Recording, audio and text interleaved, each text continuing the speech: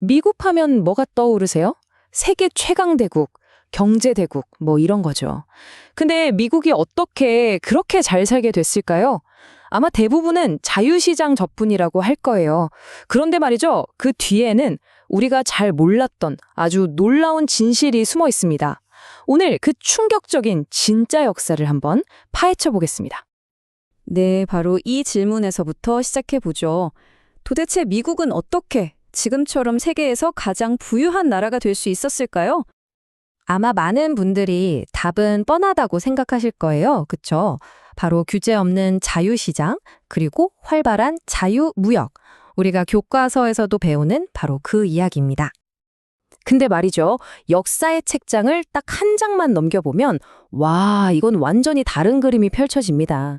실제 미국의 성장 동력은요. 우리가 철석같이 믿어왔던 것과는 거의 정반대였다고 해도 과언이 아니에요. 자, 그럼 본격적으로 한번 들어가 볼까요? 정말 놀랍게도요. 미국은 사실 오늘날 많은 비판을 받는 그 보호무역주의의 원조 국가나 다름없었습니다.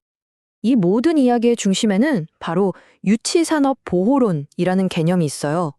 이게 뭐냐면 이제 막 걸음마를 뗀 우리 국내 산업이 세계적인 기업들이랑 경쟁해서 이길 수 있을 때까지 아주 높은 관세 장벽으로 든든하게 지켜주자. 이런 전략이죠.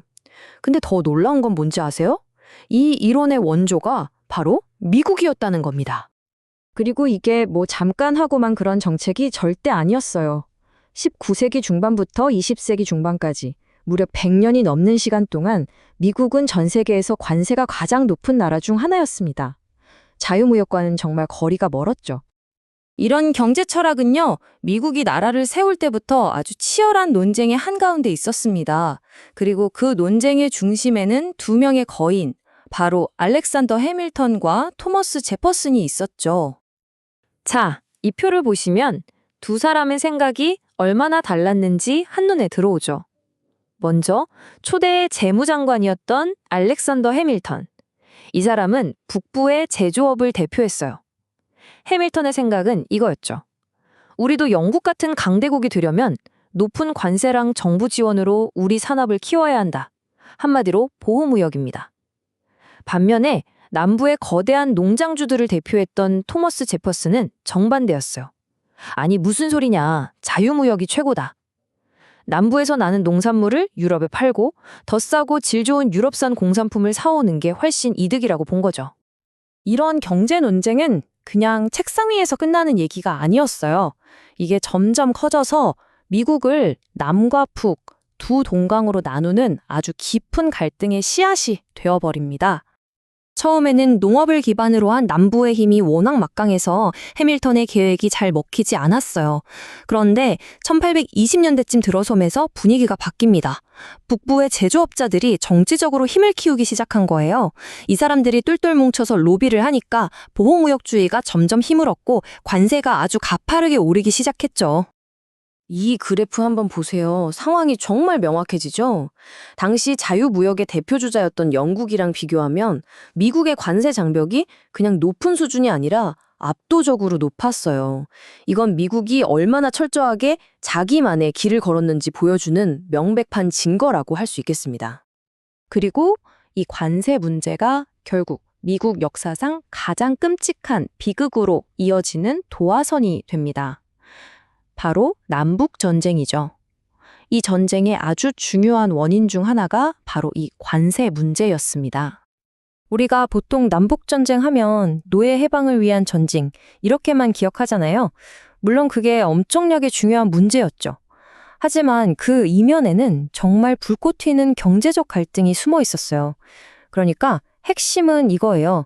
노예제라는 도덕적 문제와 함께 이 관세라는 경제적 문제가 전쟁을 일으킨 또 하나의 뇌관이었다는 점입니다. 그리고 이 보호무역주의를 가장 강력하게 밀어붙인 정치적 후원자가 누군지 아세요? 바로 에이브라햄 링컨입니다. 우리가 보통 링컨 하면 위대한 해방자 이런 이미지를 떠올리잖아요. 하지만 그는 동시에 북부 산업을 지키기 위한 고율 관세를 아주 확고하게 지지했던 인물이었습니다. 링컨의 이런 신념은 바로 정책으로 드러났습니다. 남북전쟁이 터지자마자 링컨 정부는요, 공산품에 대한 관세를 평균 60% 수준까지 정말 폭발적으로 올려버렸어요. 이 숫자는 북부가 자신들의 경제 모델을 지키기 위해 얼마나 필사적이었는지를 보여주는 거죠. 혹시 영화 바람과 함께 사라지다 보셨나요? 거기에 이런 대사가 나오죠. 이게 당시 상황을 정말 기가 막히게 보여줘요. 남부는 부유한 농장주는 많았지만 물건을 만들어내는 공장이 거의 없었어요. 그러니까 북부가 공장에서 총을 막 집어낼 때 남부는 무기 하나 구하는 것조차 쩔쩔했던 겁니다. 결국 이게 전쟁의 승패를 가른 결정적인 요인이 됐죠. 북부의 승리. 이건 그냥 전쟁에서 이긴 게 아니었어요. 미국의 운명 자체를 완전히 바꿔놓은 사건이었습니다. 이 전쟁을 계기로 미국은 마침내 산업 초강대국으로 가는 길에 올라서게 됩니다. 북부가 이겼다는 건 곧 해밀턴의 비전, 즉 보호무역주의가 승리했다는 뜻이었어요. 그리고 여기서 진짜 중요한 포인트가 있습니다. 전쟁이 끝났으면 관세를 다시 낮출 법도 하잖아요. 그런데 그러지 않았어요.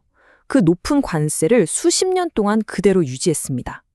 바로 이 정책이 이후 미국의 어마어마한 산업 발전을 이끌었던 거죠. 자, 이 타임라인이 모든 걸 요약해 줍니다. 해밀턴의 아이디어에서 시작해서 1820년대부터 관세가 오르기 시작하고 남북전쟁으로 고관세 정책이 완전히 자리를 잡죠. 이걸 바탕으로 19세기 후반에 미국은 폭발적인 산업 성장을 이룹니다. 그리고 마침내 2차 세계대전 이후 세계 최강대국이 되자 미국은 180도 입장을 바꿔서 자유무역의 전도사가 됩니다. 자기들이 정상까지 올라올 때 썼던 그 사다리는 걷어차 버린 셈이죠. 그래서 오늘 우리가 던져야 할 마지막 질문은 바로 이것입니다. 미국을 포함한 지금의 잘 사는 나라들은 사실 보호무역이라는 사다리를 밟고 올라가서 부자가 됐거든요. 그런데 왜 이제 와서 그 사다리는 걷어차버리고 이제 막 성장하려는 개발도상국들한테는 자유무역이라는 다른 길로 가라고 하는 걸까요? 여러분은 이 상황에 대해 어떻게 생각하시나요?